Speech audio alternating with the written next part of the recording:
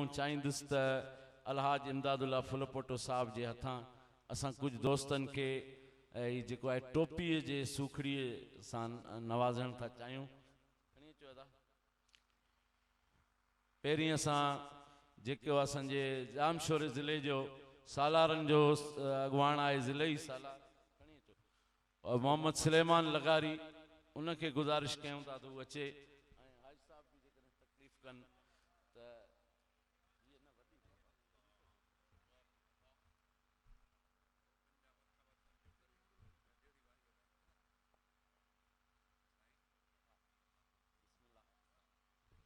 हाफ़िज़ मोहम्मद सुलेमान लगारी साहब असांजो साथी, साईं मौलाना खानमोहन पठान साहब सां गॾु जेके सालार आहिनि उन्हनि मां बि को हिकिड़ो दोस्त अचे टाइम बचाईंदे।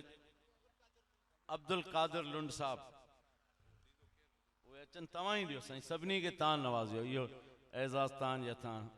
साईं लुंड साहब अब्दुल कादिर लुंड, जेकॾहिं वेझो न आहे त को हुनजो नुमाइंदो आहे माशाअल्लाह माशाअल्लाह।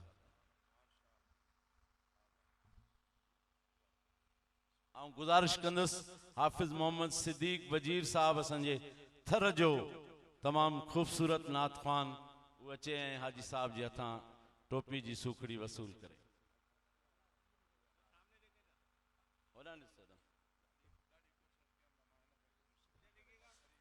हाफ़िज़ अब्दुर्रहमान ख़ासकेली खे तमामु सुहिणी टोपी पई आहे, आऊं त चवंदुसि सौदो कयां साणसि हाजी इमदाद साहब जे हथां हुनखे टोपी पारायूं ऐं इहा वरी जेकॾहिं बहरहाल अल्हम्दुलिल्लाह इहा ख़ुशतबी कईसीं, अलाह बख़्शे ॾे हाफ़िज़ साहब खे, तमामु प्यारी टोपी पाए आयो। ऐं गुज़ारिश कयूं था कारी अताउल्ला थईम साहब खे त उहे बि हाजी साहब जे हथां टोपी जी सूखड़ी वसूल कनि।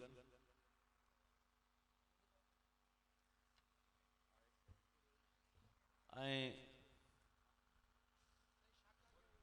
शाका ऐं साईं मौलाना ख़ान मोहम्मद साहब जे फर्ज़ंद खे बि गुज़ारिश कंदुसि त उहे हाजी साहब जे हथां अची करे टोपी जी सूखड़ी वठनि।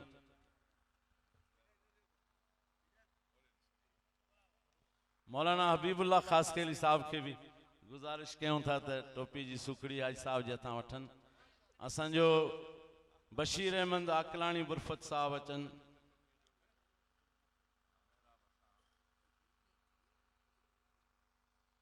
ख़ालिद आकलाणी साहब खे इन सां सौदो करण लाइ तयारु आहियूं, ॾाढी सुहिणी टोपी पाए आयो आहे।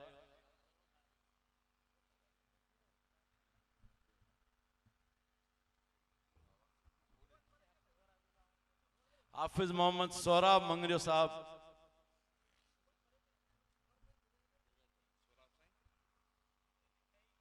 साईं मोहम्मद यूसुफ सोलंगी साहब असांजो ख़ूबसूरत शाइर, उहो बि अचनि।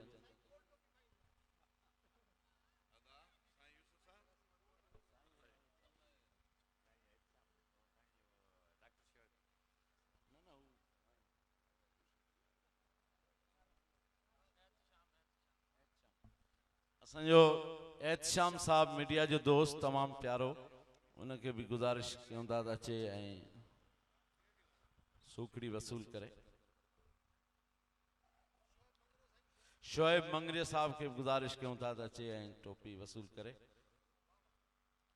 असांजे सोशल मीडिया जो ॿियो हीरो तैयब सैतानी साहब, उनखे बि गुज़ारिश कयूं था त अचे ऐं हाजी साहब जे हथां टोपी जी सूखड़ी वसूल करे। अब्दुल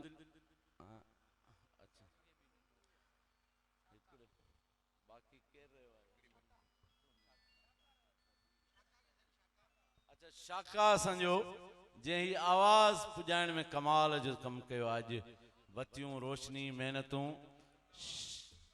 इहे असांजो दोस्त टोपी जी सूखड़ी ऐं संदसि जे लाइ अजरक गुलदस्तो, इहे सभु सूखड़ियूं